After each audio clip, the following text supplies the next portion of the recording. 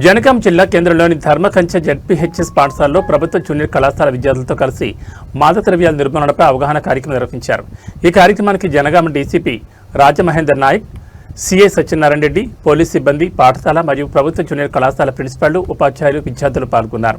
ఈ సందర్భంగా డీసీపీ రాజమహేందర్ నాయక్ మాట్లాడుతూ ప్రస్తుతం సమాజంలో పెరుగుతున్న మాదక ద్రవ్యాల వినియోగం వల్ల యువత భవిష్యత్, ఆరోగ్యం, కుటుంబాలు మరియు సమాజంపై పడుతున్న తీవ్ర ప్రభావాలను వివరించారు. విద్యార్థులు మాదక ద్రవ్యాలకు దూరంగా ఉండాలని, చెడు స్నేహాలకు లోను కాకుండా చదువుపై దృష్టి సారించాలని సూచించారు. అలాగే మాదక ద్రవ్యాల వ్యసనానికి గురైన వారు సరైన కౌన్సిలింగ్, కుటుంబ సభ్యుల సహకారం మరియు పునరావృత కేంద్రాల రిహాబిలిటేషన్ సెంటర్ ద్వారా పూర్తిగా కోలుకొని సాధారణ జీవితాన్ని గడపవచ్చని వివరించారు. మాదక ద్రవ్యాలకు సంబంధించిన సమాచారం తెలిసిన వెంటనే పోలీసులకు తెలియజేయాలని, ప్రతి విద్యార్థి తన కుటుంబ సభ్యులు, స్నేహితుల్లో కూడా అవగాహన కల్పించి మత్తు పదార్థాల రహిత సమాజ నిర్మాణానికి సహకరించాలని పిలుపునిచ్చారు.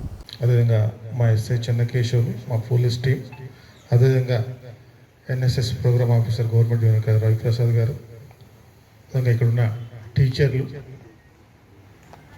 ట్రైనీ టీచర్లు, స్టూడెంట్స్, తర్వాత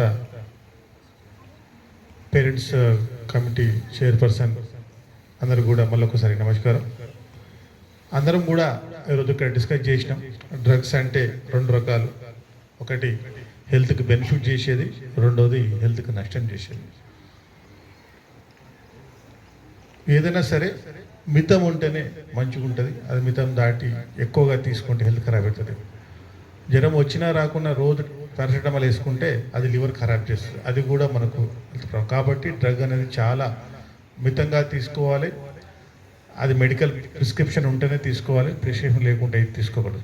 అదేవిధంగా మనం చూస్తే ఈ డ్రగ్స్ అనేది ఈ సమాజానికి ఒక చీడ పురుగైంది, ఒక వ్యవస్థను ఖరాబ్ చేస్తుంది, ఒక యువతను మొత్తం ఖరాబ్ చేస్తుంది. మనం 80వ దశకంలో చూస్తే పంజాబ్లో చాలా ర్యాంపెంట్గా ఉండేది. ఉడతా పంజాబ్ అని కూడా మనం విని ఉన్నాం. అందరూ కూడా ఎవరైతే టీచర్లు అందరూ కూడా విని ఉన్నారు. అప్పుడు అందరు చిన్నపిల్లలు అయి ఉంటారు.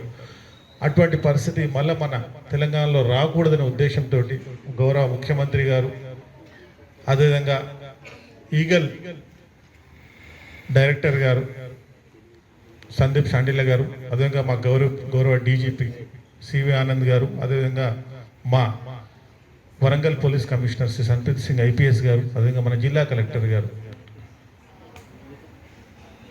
అందరం కూడా ఒకటే ధ్యేయం, మన జనగామని, మన రాష్ట్రాన్ని డ్రగ్స్ రహిత జిల్లాగా, డ్రగ్స్ రహిత రాష్ట్రంగా చేయాలనే ఉద్దేశంతో ఈ ప్రోగ్రామ్స్ చేస్తూ ఉన్నాం. ఇదంతా కూడా రేపటి పౌరుల మీకోసమే. మీరందరూ మంచిగా ఉండాలి. ఈరోజు మీ అందరూ చూడండి, మీ అందరి ముందు కూడా మేమందరం స్టేజ్ పైన కూర్చున్నాం.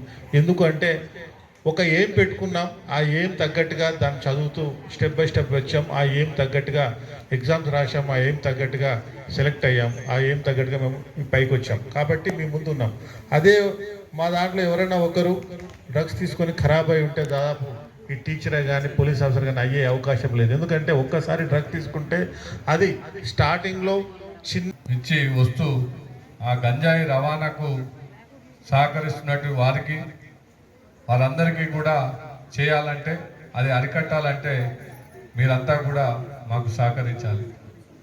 మీరు సహకరిస్తేనే మేము ముందుకు పోగలుగుతాం. కాబట్టి మీ ద్వారా, యువత ద్వారా మాకు ముందంజలో ఉండి మాకు 1908కు కాల్ చేస్తే మీ సమాచారం గోప్యంగా ఉంచుతాం. ఎలాంటి ఇబ్బంది లేదు. ఏదైతే డయల్ 100 కాల్ ఉన్నదో ఆ డయల్ 100 కాల్ని కూడా యూజ్ చేసుకోవచ్చు. అదేవిధంగా మన జనగాం పట్టణంలో ఉన్నటువంటి పిల్లలు మార్పు కోసమే తప్ప శిక్షించాలని కాదు, వాళ్ళని ఏదో చేయాలని కాదు, వాళ్ళ భవిష్యత్తును ముందుకు తీసుకెళ్లాలనే ఉద్దేశంతోనే ఈ అవేర్నెస్ క్యాంప్స్ కూడా ఏర్పాటు చేయడం జరిగింది. ఒకవేళ మీరు అన్నిదగా భావించి మేము చెప్తే వారికి ఏమవుతుందో అనే ఆలోచన పక్కన పెట్టండి. దయచేసి వారిని బాగుపరచడానికి ముందంజలో మీరే ఉంటారు. కాబట్టి తప్పకుండా మీరు 1908 కానీ లేక మాకు కానీ ఆ డయల్ 100 కాల్ చేసి కానీ తెలియపరచాలి.